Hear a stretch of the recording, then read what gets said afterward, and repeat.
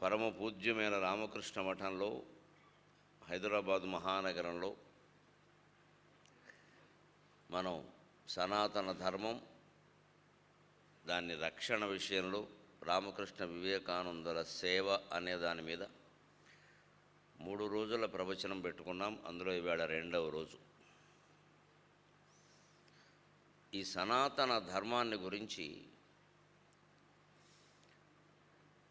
ఒక 30 ఏళ్ల క్రితం వరకు ప్రత్యేకించి ఎవరికి ఉపదేశాలు చేయవలసిన అవసరం ఉండేది కాదు.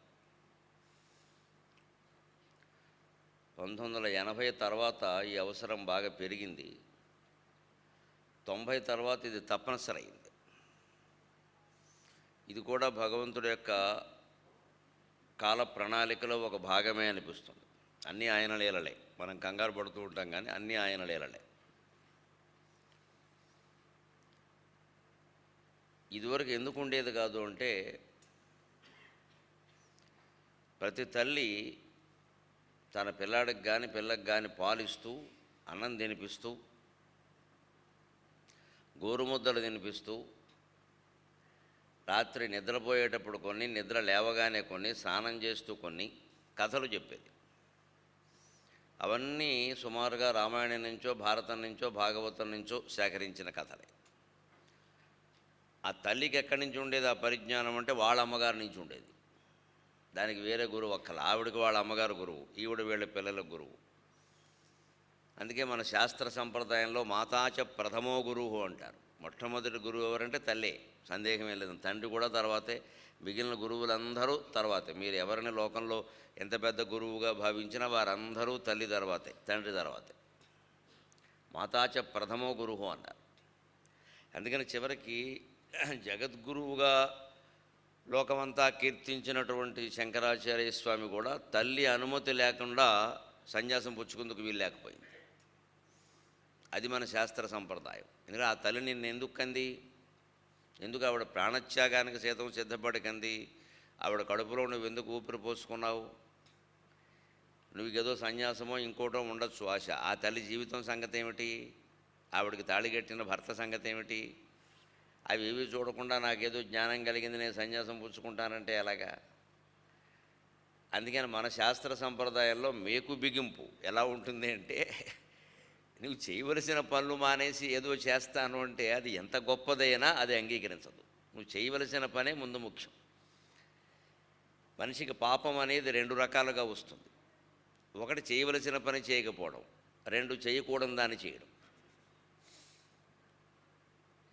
చేయవలసిన పని చేయకపోవడం వల్ల ఒక పాపం, 2 చేయకూడనిది చేయడం. ఈవేళ మనలో చాలామంది ఈ 2 పనులు చేస్తున్నాం. మన వృత్తి జన్మతః మనకు కేటాయించిన వృత్తి ఏదో అది చేయడం మానేసాం చాలామందిని. అందరం లాభసాటి వృత్తిలో ఎంచుకుంటాం. ఎంపిక అనేది పెడితే మనం సహజమైన మనస్తత్వం. బాగా డబ్బు సంపాదించే వృత్తులు, చేతికి మట్టి అంటిన వృత్తులు ఎంచుకుంటారు. కానీ మట్టి అంటే వృత్తి ఎవడు ఎంచుకుంటాడండి? ఆ పనిలో మునిగి తేలిన వాళ్ళు కూడా వాళ్ళ పిల్లలకి మట్టి అంటుకోవాలని అనుకోవట్లేదు ఇవాళ. కారణం అది.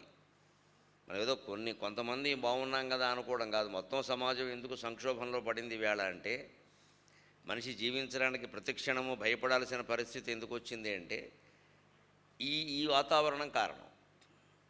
చేయవలసింది చేయడు, చేయకూడనిది చేస్తాడు. ఈ 2 పాపాలే. అందుకని సన్యాసం ఎంత గొప్పదైనా, లోకానికి జ్ఞానం ఉపదేశించేదైనా, నీ ధర్మం ముందు తల్లిదండ్రులను పోషించాలి కదా. అది మానేసి సన్యాసం అంటే అందుకని కుదరదు. తల్లి అనుమతి ఇవ్వాల్సిందే. వేదాంత పరిజ్ఞానం ఉండడం వల్ల, గ్రంథాలు చదవడం వల్ల తండ్రైనా అనుమతి ఇవ్వచ్చు, కానీ మమకారం కారణంగా తల్లి అనుమతి ఇవ్వదు. అందుకే తల్లిని పెట్టారు అక్కడ.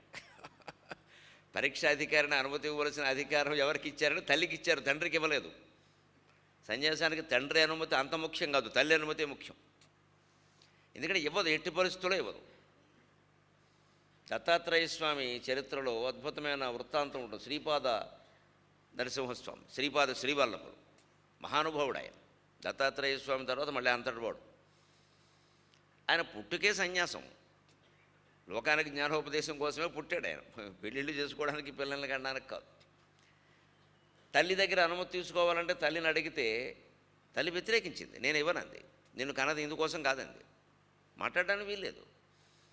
లేదమ్మా నా పుట్టుకు వేరు, నేనేదో అది అవన్నీ చెప్పకరా అబ్బాయి, నేను ఇవ్వనంది. ఆవిడ మమకారం ఆవిడది. కానీ శాస్త్రం ప్రకారం తల్లి ఇస్తే కానీ పుచ్చుకుందుకు వీలేదు, అది చెల్లదు. ఆయన పాపం చేసినట్లు లెక్క. తానే పాపం చేసిన వాడు లోకానికి ఎలా ఉపదేశం చేస్తాడు? అంత పద్ధతిగా ఉండేవారు అప్పుడు. నాకేమిటని వెళ్ళిపోయే రకాలుగా. చివరికి ఎంత చెప్పినా వినకుండా ఆయన అన్నం కూడా మానేసి, లేదమ్మా అర్థం చేసుకోమ్మా అని ఏదో బతిమాలుతూ ఉంటే ఆవిడకి బాధ కలిగి ఓ షరతు పెట్టింది. ఈ చర్మం నా వల్ల వచ్చింది కదా, నా చర్మం నాకు ఇచ్చేసి వెళ్ళమంది ఆవిడ. దారుణమైన షరతు అండి ఇది, ఆశ్చర్యకరమైన షరతు ఇది. శ్రీపాద శ్రీవల్లభుల చరిత్రలో ఉంటుంది, దత్తాత్రేయ చరిత్రలో. నా చర్మం నాకు ఇచ్చేసి వెళ్ళరా అంటుంది. స్వామి అంతకంటే ఆశ్చర్యకరమైన పని చేశాడు. కర్ణుడు కవచకుండలాలు ఇచ్చినప్పుడు చర్మానికి అంటుకున్న కవచాన్ని ఎలా ఒలిచాడు అని మనం ఆశ్చర్యపోతామే. ఈ శ్రీపాద శ్రీవల్లభుడు తన యోగశక్తిని ఉపయోగించి చర్మాన్ని ఒలిచేశాడు. తీసేసుకోమ్మా అన్నాడు. ఇక్కడ వరకు ఇలా తీసుకుని ఈ చర్మం ఇలా ఒలిచి ఈ ఛాతీ మీద నెత్తురు ప్రవహిస్తూ ఉంటే తల్లి చూడలేక, వద్దురా వద్దురా, నువ్వు ఎక్కడో ఒకటి క్షేమంగా ఉంటే చాలరా, వద్దమ్మా వద్దమ్మా నువ్వు వేడురా అంతే ఆవిడ. ఆ రకంగా తల్లి అనుమతి పొందాడు. ఆశ్చర్యకరమైన విషయం ఇది. చరిత్రలు చదివితే మనం తట్టుకోలేము అసలు. అంటే ఆ స్థితిలో తల్లి ఎలా ఆలోచించిందంటే, ఇంత త్యాగం చేస్తున్నాడు అంటే, వాడి చర్మాన్ని వాడు ఒలిచేసుకుంటున్నాడు అంటే బహుశా అది ఎంత గొప్ప లక్ష్యం అయి ఉంటుంది. ఇంకా నేను మమకారం పెట్టుకోవడం ఏంటి, వాడి శరీరం మీద వాడికే మమకారం లేదు, నాకుంటే అలాగా. ఇది ఏదో గొప్ప లక్ష్యం ఖచ్చితంగా. పైగా తల్లి ఎట్టి పరిస్థితుల్లో అటువంటి దృశ్యాన్ని చూడలేదు అసలు ఆవిడ. అందుకని వద్దురా అబ్బాయి వద్దురా అబ్బాయి, నాకు అన్యాయం జరిగినా మంచిదే, న్యాయం జరిగినా మంచిదే, నువ్వు అటువంటి పని చేద్దురా అని అనుమతించింది. మన శాస్త్ర సంప్రదాయాలు సనాతన ధర్మంలో ఇలా ఉంటాయండి. మేకు బిగించడం అంటారు దీన్ని. ఒక్క మాటలో మేకు బిగించడం అంటారు. ఎందుకు బిగిస్తారు అంటే, ఈ కాస్త వదులైందంటే వ్యవహారం ఒకళ్ళ నుంచి ఒకళ్ళు దాన్ని ఇంకా బాగా వదులు చేసేసి ఇక ఏమీ లేకుండా చేసేస్తారు. అందుకని ఎక్కడికక్కడ బిగిస్తారు. అందుకని సనాతన ధర్మ రక్షణ కోసం మహానుభావులు రామకృష్ణ పరమహంస, వివేకానంద వంటి వారు జన్మించి ఎప్పటికప్పుడు కాస్త ఇంకో మేకు బిగిస్తూ ఉంటారు. ఈ కాలంలో కాస్త లూజ్ అవుతోంది వ్యవహారం, మనుషుల ప్రవృత్తి కారణంగా దీనికి ఏదో మేకు కొడితే కానీ లాభం లేదురా అని తమ చరిత్ర ద్వారా, తమ త్యాగపూరితమైన జీవనం ద్వారా ఓ మేకు బిగిస్తారు. శారదామాతని పెళ్లి చేసుకుని కూడా పూర్తిగా బ్రహ్మచర్యాన్ని పాటించడం అనేది నిజానికి సనాతన ధర్మ రక్షణ కోసం రామకృష్ణ పరమహంస బిగించినటువంటి ఒక మేకు. ఆయన చేసిన మహాత్యాగం అది. ఇక ఆ తల్లి చేసిన త్యాగానికి ఆయన చేసిన త్యాగం కూడా సరిపోదు. రామకృష్ణ పరమహంసకు ఒక నమస్కారం చేస్తే మనం దేవాలయంలోకి వెళ్ళినప్పుడు శారదామాతకి 2 చేయాలి, కుదరదు. అక్కడ రెట్టింపు చేయాల్సింది. ఆవిడ చేసిన త్యాగమే ఎక్కువ. ఎందుకంటే ఈ పెళ్ళైన తర్వాత ఈ బ్రహ్మచర్యాన్ని పాటించే విషయంలో పురుషుడికైనా సాధ్యం అవుతుందేమో కానీ స్త్రీకి సాధ్యం కాదు. మన శాస్త్ర సంప్రదాయం ప్రకారం ఆ శరీర నిర్మాణ శాస్త్రానికి సంబంధించినంతవరకు స్త్రీకి సాధ్యం కాదు. కానీ ఆవిడ దాన్ని సాధ్యం చేసుకుంది. అంటే ఆయన కంటే ఘోరమైన తపస్సు చేసి ఉండాలి ఆవిడ, అనుమానమే లేదు అందులో. అందుకని ఆవిడికి 2 నమస్కారాలు చేయాల్సిందే. అటువంటి దాంపత్యం అపూర్వమైన దాంపత్యం. ముందు సనాతన ధర్మ పరిరక్షణ కోసం రామకృష్ణ పరమహంస, శారదామాతలు ఏం చేశారు అంటే ఇది చేశారు చాలు. ఇది చేశారు, ఇంకేం చేయక్కల. వాళ్ళు పెళ్ళి కూడా బ్రహ్మచర్యాన్ని పాటిస్తూ అలా ఉండిపోయారంటే, నేను పురాణాలన్నీ వెతికిన అటువంటి ఉదాహరణ నాకు దొరకలేదు. అరుంధతి వశిష్ఠులు సహా మహర్షులు చాలామంది ఉన్నారు, కానీ ఎవరు అంత బ్రహ్మచర్యం పాటించిన వాళ్ళు, అసలు ముట్టుకోకుండా దూరంగా ఉండి అలాగే ఉండిపోయిన వాళ్ళు, అయినా దంపతులు కానీ అలా ఉన్నవాళ్ళు కనపడలేదు. సీతారాముల్లో లేరు, రుక్మిణీకృష్ణులు కాదు, లక్ష్మీనారాయణలో లేరు, శివపార్వతులు లేరు. ప్రపంచం మొత్తం మీద ఒక్క శారదా రామకృష్ణులు ఒక్కరే ఉన్నారు. అది అపూర్వమైనటువంటి దాంపత్యం. నేను రాముడుగా ఏకపత్ని వ్రతుడుగా ఉండగలను, కృష్ణుడుగా బహుపత్ని వ్రతుడుగా ఉండగలను, రామకృష్ణుడుగా పత్ని ఉండి కూడా అస్ఖలిత బ్రహ్మచారిగా ఉండగలను అని భగవంతుడు నిరూపించుకున్నాడు. నా అవతార లీలను మీకేం తెలుస్తాయి వెర్రి మనుషులారా, మీరేదో లెక్కలేసుకుని కూర్చుంటారు ఇక్కడ. నేను అలాగా ఉండగలను, ఇలాగా ఉండగలను, ఇలాగా ఉండగలను. దీన్ని బట్టి మీరు ఏం నేర్చుకోవాలో నేర్చుకో. ఎందుకు ఈ మాట మనం చెప్పుకుంటున్నాము అంటే, ఒక 30 ఏళ్ల క్రితం వరకు తల్లులు ఇటువంటి కథలను ఏదో రకంగా ఎవరో ద్వారానో తెలుసుకుని చెప్పేవాళ్ళు. ఆ పసితనంలో ముఖ్యంగా 10 ఏళ్ల లోపు ఆ పిల్లలు వాళ్ళ మనస్సుల్లో పడినటువంటి కథలనంటే వాళ్ళు జీవితాంతం మర్చిపోలేరు. తల్లిదండ్రులు ఎక్కువ శ్రద్ధ చేయవలసింది ఆ 10 ఏళ్ల వయస్సులోపే. అందుకే నేను ఈ ప్రార్థనలో ప్రత్యేకంగా ప్రాతః ప్రబుద్ధర విమండలమండలాస్యాం, బాలసూర్యునిలా ప్రకాశించేటువంటి ముఖంతో నాకు కథలు చెప్పావమ్మా, విసుగెక్కడా కనపడలేదు నీకు, ఎన్ని ప్రశ్నలు వేసి నిన్ను విసిగించినా. క్షీరాబ్ధి నిర్మథన సంభవ ఫేనలాస్యాం. పాలసముద్ర మథనం జరుగుతుంటే పరిణామాలు ఎలా ఉన్నాయో నాకు తెలియదు, కానీ అప్పుడు ఉత్పన్నమైనటువంటి నురుగు నీ నవ్వుతో పోల్చడానికి సరిపోదమ్మా, అంత నవ్వుతూ నాకు జవాబులు చెప్పావమ్మా, నేను అంత విసిగించిన.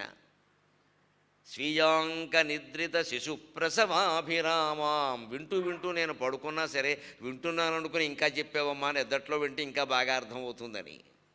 నీ ఒళ్ళో పడుకున్న నన్ను చెట్టుకు పూసిన పువ్వులా భావించావు, కానీ ఒంటికి భారమయ్యానని ఏరాడు అనుకోలేదే. ఏదైనా ఒళ్ళు తడిపినా, ఏ పని చేసినా, కాస్త వాసన వచ్చే పని చేసినా ఒళ్ళు పావనం చేసాడు పిచ్చుకోంక అని తుడుచుకుంది తప్పితే ఏం మాట్లాడలేదే. ఆనాటి వాతావరణానికి ఈనాటి వాతావరణానికి ఎంత తేడా ఉందండి. పొద్దున్నో డైపరు, మధ్యాహ్నం డైపరు, సాయంత్రం డైపరు వేసి పారేస్తున్నారు. నమశివాయ. వాడు చావాల్సిందే ఆ డైపర్ల మధ్యలో. దాని పేరే డైపర్. డై అంతే, ముందే డై ఉంది అక్కడ. నువ్వు ఇందులో చావరా అబ్బాయి అని అర్థం దానికి. పొద్దున్న ఒకటి, మధ్యాహ్నం ఒకటి, సాయంత్రం ఒకటి. మన చీరక మరకంటద్దు, మనకి ఏమీ ఇబ్బంది కావద్దు, మన వేలిక వాసన అంటద్దు. అందుకే వాళ్ళు కూడా పెరిగిన తర్వాత ఈ వాసనలు ఏవి అంటకుండానే మహాయోగుల్లో పెరుగుతున్నారు వాళ్ళు. వాడు ఇంజనీరింగ్ కాగానే వాడి దారి వాడు చూసుకుంటున్నాడు. వాడి స్నేహితురాలను, వాళ్ళ స్నేహితులను వాళ్ళు చూసుకుంటారు. మనం తీసుకెళ్ళి వృద్ధాశ్రమంలో బారేశారు. మనకు అంతకంటే పెద్ద డైపర్లు వేశారు. నమశివాయ. అవి కూడా ఉన్నాయిగా, అవి కూడా ఉన్నాయి కదా, మనకు అంతకంటే పెద్ద వేశారు. మీరు చేసిన దానికి రెట్టింపు చేస్తున్నా, మాకు చిన్నది వేశారు, మీకు పెద్దది వేసాం. నమశివాయ. ఇటువంటి విచిత్రమైన సమాజంలో ఉన్నామండి. తల్లి కంపు పిల్లకి గిట్టదా, పిల్ల కంపు తల్లికి గిట్టదా? ఇదే సమాజం. ఏమీ గిట్టకుండానే పెరుగుతున్నావా? ఇగో వచ్చిందిగా భయంకరమైన వ్యాధి, ఇప్పుడు 30 దేశాలకు వ్యాపించింది. ఇంక అక్కర్లేదు, ఎవరు మనం ఒకళ్ళనొకళ్ళు ముట్టుకోకర్లేదు, ఇంకా ముట్టుకోకర్లేదు. భయంకరమైన వ్యాధులు ఇలాగేనండి. శాపం అంటే ఇదే, ఇంతకంటే ఏం అక్కర్లేదు. ఇంకా అప్రయత్నంగానే అన్నీ ఆగిపోతే ఇంకెవరు షేక్ హ్యాండ్ ఏమన్నా ఎవరు. ఇంకా నేను ఒక ఏడాది పెట్టి ఎవరన్నా ఇస్తుంటే బాబు ఇవ్వద్దని నమస్కారం పెడుతున్నాను. నాకు నేమో, నేను ఎవరితో చేతులు కలపను. నేను కలపకూడదు, మన భారతీయ సంప్రదాయం కాదు ఇది. 2 చేతులు జోడించి నమస్కరించమంటే ఈ చేతులు మూతులు కలపడం ఏంటి, పనికి మాలినమాట. ఇదేమిటిది? పైగా వయస్సు లేదు. పోనీ అన్యాక 60 ఏళ్ళు, పోనీ 50 ఏళ్ళు, 60 ఏళ్ళు వాళ్ళు కలిపారంటే పెద్దాళ్ళు. కుర్రాడి చేత నాతో చేతులు కలపడమా ఏమిటది? నేనా నీకు ఫ్రెండ్నా, క్లాస్మేట్నా, రూమ్మేట్నా, గడ్డిమేట్నా? నాతో చేయాలా కలుపుతావా? నేను అహంకారంతో మాట్లాడలేదండి. ఒక పద్ధతి ఉంటుంది, ఒక పద్ధతి ఉంటుంది. ఆడలేదు, మగలేదు, పెద్దలేదు, చిన్నలేదు, ఈ చేతులు కలపడం ఏంటి? పైగా ఎడం చేత్తో ఫోన్ మాట్లాడతాడు, హాయ్ అంటాడు. ఏమిటి హాయ్? ఏమి సంస్కారం ఇది?